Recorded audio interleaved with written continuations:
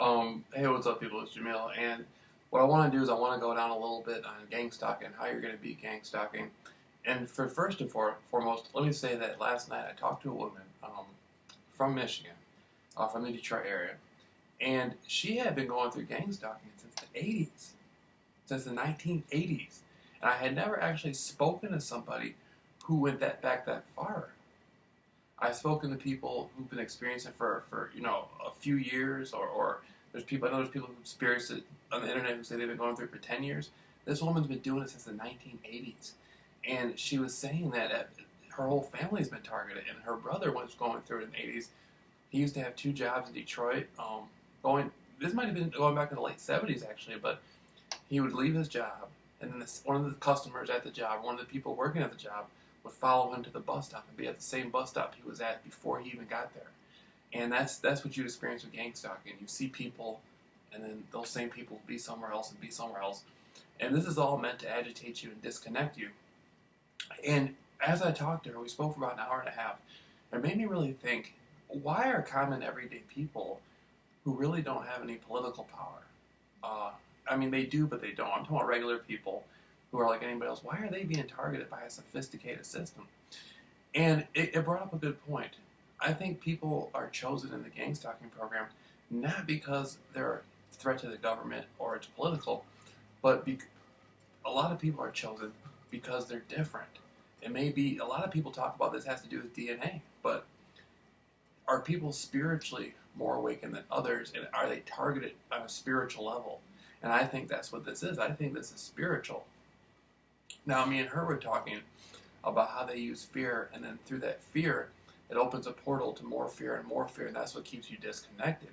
As I grinded through the gang stalking program, I was able to not only beat the fear of the gang stalking program, but I was able to conquer other fears that I've had. And that the prime one was my fear of death.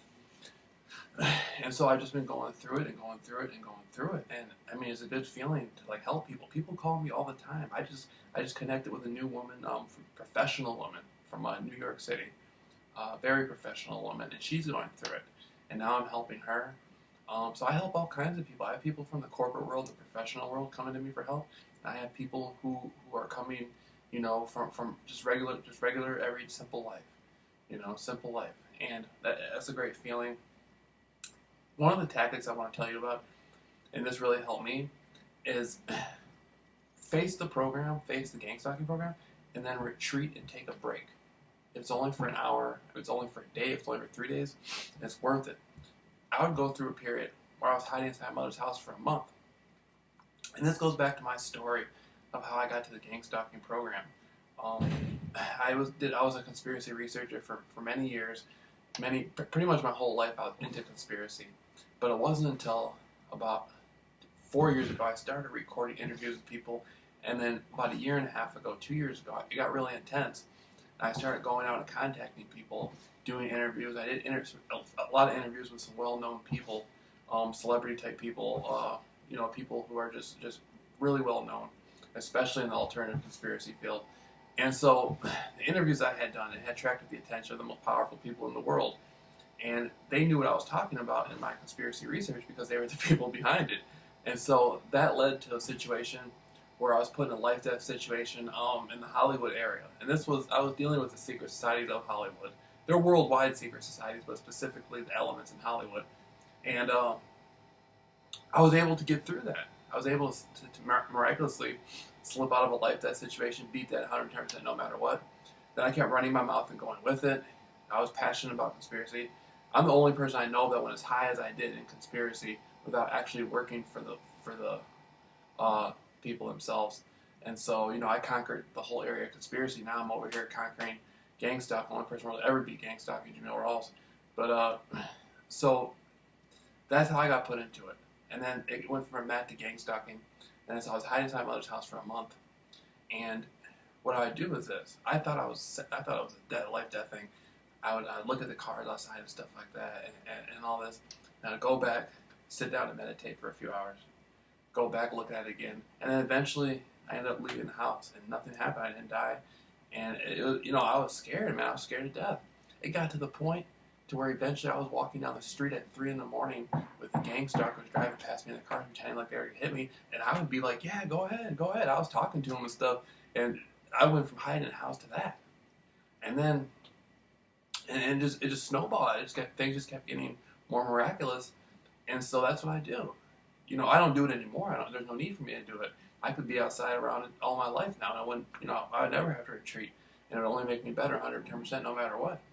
But for people just starting out, go outside, face the gang stalking thing. The people following you, they use the headlights in broad daylight a lot. You know, they pull out helicopters. Sometimes I've seen airplanes that live next to an airport, so it gets pretty wild. But you face whatever you face. If it's people around you saying stuff, whatever, just whatever it is, deal with it. You know what I mean? I know a guy. He's been having people drive by him and flick him off. You know what I mean? I know a woman. She was poisoned with some sort of poison, and she was walking around like thinking she was going to die for 3 days, and that whole time, people were walking around here whispering that stuff about cancer and stuff, trying to psych her out. She had her, you know, child taken from her and stuff like that.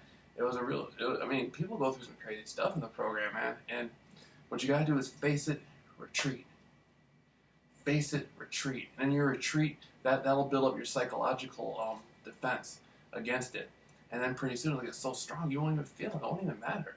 Like I love the gang. I'm excited about the program now. To be honest with you, I'm excited to see what they're gonna do. It's like, what are they gonna do today? What are they gonna do today? You know what I mean? And so that's what's up, man. And then spiritually, just everything you do, like what you do right here, counts. Like I'm eating the right foods. I'm eating vegetables. I'm drinking, you know, lots of water, protein drinks and stuff like that. Like I'm working out outside. And the program is so cool now. Yesterday they had a girl. She looked just like a model. And when I say model, I'm not joking, man.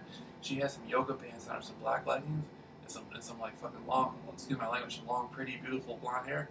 And she was walking past my house. You know what I mean? I knew she was part of the program, man. But I was just like, man, somebody's beautiful, you know, girl that damn beautiful, say something. And so I said, hey, how are you doing? She turned around, she looked kind of nervous. I'm like, damn, she is a model, you know what I mean?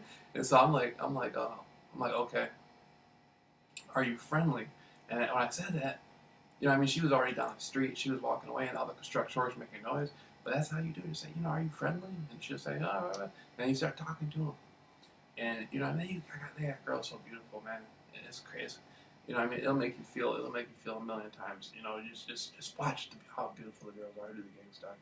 If you're a guy, if you're into that stuff. But so face the program and retreat, face a retreat. And I've gone through it down south in Mississippi, you know, at Alabama, and that's where I first realized there was something wrong. I was in Mississippi when it started, and I was eating at a hotel, and people were just looking at me, and I'm just like, okay, this is getting crazy. What's going on? And then before that, actually started the capital of Mississippi. That's where they started watching me at. And then I went back to the hotel, got something to eat, and that's when people were watching me and stuff. And then it followed me. I came back to Michigan. It was going on. And then, you know, it goes on in California. It goes on. I was in Phoenix. It was going on. And so that's the simple strategy. You know, be polite to the people, wave at the people. Don't turn it into a thing where it's you faces them. This is a sophisticated program, and it's well financed. You're not going to be able to fight every single person who's coming towards you. Just be kind to them, be polite. You know, if you feel like it's a situation where you can't be kind or be polite, you know, just try to withdraw yourself. Don't lose your cool. You know, try to be a positive person. Try and be a leader. Show some leadership qualities. And so, for those of you who've been following me online for a long time, you know as well as I do. You know, I've been in conspiracy research for many years, and so now we're just branching out. We're helping people in different ways. I'm taking my career within the conspiracy sector and moving it over into this. And, you know, the funny thing is everything I did in the conspiracy stuff went to benefit me. You know, I talked a lot about extraterrestrials, and I had a pyramid hat. I still got it. I saw it in the garage earlier. I was going to bring it in, but I forgot to. And it's stuff like that helped me the most. Being silly and being funny actually saved my life. Had I been wearing a suit and tried to explain things to people in a very, like, pragmatic way, it never would have worked. I would end up getting killed a long time ago. Me being myself is the best thing to happen to me. You know what I mean? It's what got me through everything. And so I just want to tell people that, man. Just keep grinding and contact me, email me. I get emails 24/7. I talk to people on the phone 24/7. I mean, you know, it's wonderful. All right.